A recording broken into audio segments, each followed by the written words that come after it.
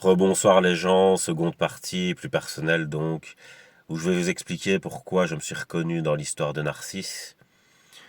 En gros, j'ai accompli certains objectifs et ça m'a procuré beaucoup de satisfaction. Et je me suis enivré de cette satisfaction et ça a créé un genre de cercle que je pensais vertueux au début et qui s'est avéré être un cercle vicieux, c'est-à-dire que comme je m'enivrais de cette satisfaction, par corollaire, ça a créé de l'autosatisfaction qui m'a fait de plus en plus me laisser dépérir. Alors au début, je n'en avais pas conscience, puisque ça me paraissait être quelque chose de positif. Et petit à petit, je remarquais que je me laissais dépérir dans l'autosatisfaction des objectifs accomplis et que je ne remettais pas en jeu vers l'avenir les choses du passé qui me semblaient tellement incroyables que je pensais que ça pourrait plus arriver devant, que le meilleur était derrière, en gros. Et c'est ça que je vois en fait dans l'histoire de Narcisse, et donc j'ai vraiment ressenti pour moi ce qu'on décrit que lui ressent quand il regarde son reflet dans l'eau. Et c'est vraiment ça que j'ai ressenti. Alors il y a un film qui me fait penser à ça aussi, c'est les épreuves que Siddhartha passe pour devenir le Bouddha. Et il y a une épreuve particulièrement sournoise, je trouve, qui est difficile à passer. C'est celle juste après, ce qui représente les critiques, parce qu'on voit une armée d'archers comme ça dans le film Little Buddha avec Keanu Reeves. On voit cette armée d'archers comme ça qui tire des flèches en direction de Siddhartha. Et Siddhartha ne bronche pas de sourcil, de cils.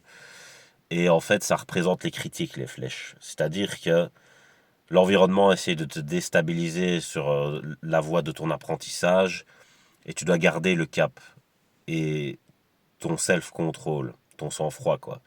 Et c'est ce que fait Siddhartha à ce moment-là. Donc il passe l'épreuve des critiques. Et vient ensuite une épreuve qui est assez subtile. C'est ça que je voulais dire. J'ai utilisé le mot sournois parce que la sournoiserie, c'est de la subtilité négative.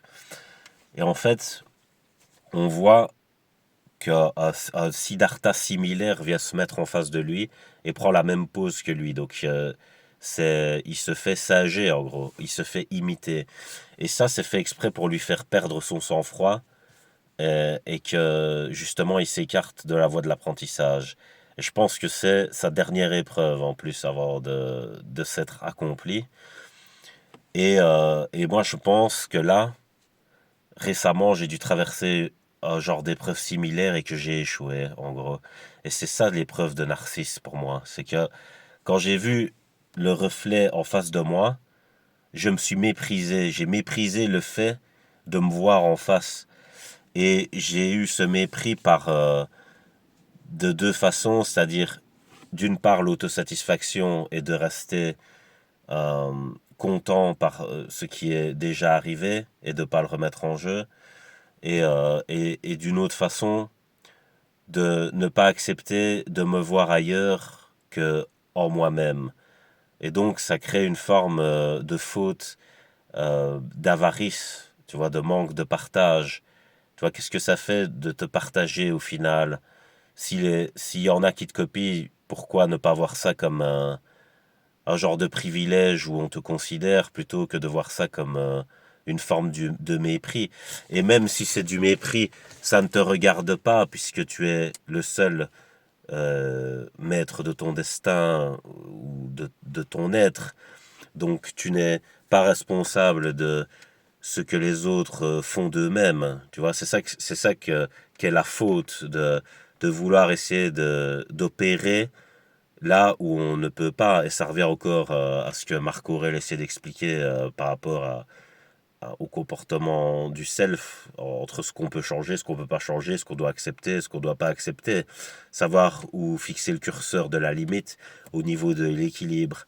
Et je pense que bah, j'ai lamentablement échoué à cette épreuve, mais ce n'est pas grave parce que le chemin continue, donc si j'en ai tiré la leçon, c'est que peut-être que ça se passera pas pareil la prochaine fois, j'espère en tout cas. Donc voilà, c'était pour vous dire c'est personnel là, comme vidéo, donc peut-être ça vous intéresse pas, hein, parce que là je fais pas les concepts et tout, je vous explique juste mon cas.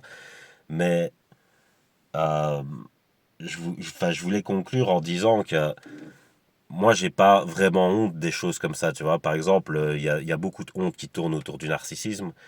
Moi, si vous voyez le fait d'être pervers narcissique pour vous, si un pervers narcissique c'est Narcisse, alors je suis le plus grand pervers narcissique que vous ayez croisé, je pense. Et je rigole pas. Si pour vous c'est ça. Si maintenant pour vous un pervers narcissique c'est comme Dorian Gray, alors moi je me sens pas concerné par contre. Enfin pas entièrement, tu vois. Il y a peut-être des similitudes sur un ou deux aspects, mais je veux dire, en gros, c'est pas à moi du tout. Je pense à d'autres gens concernant ça.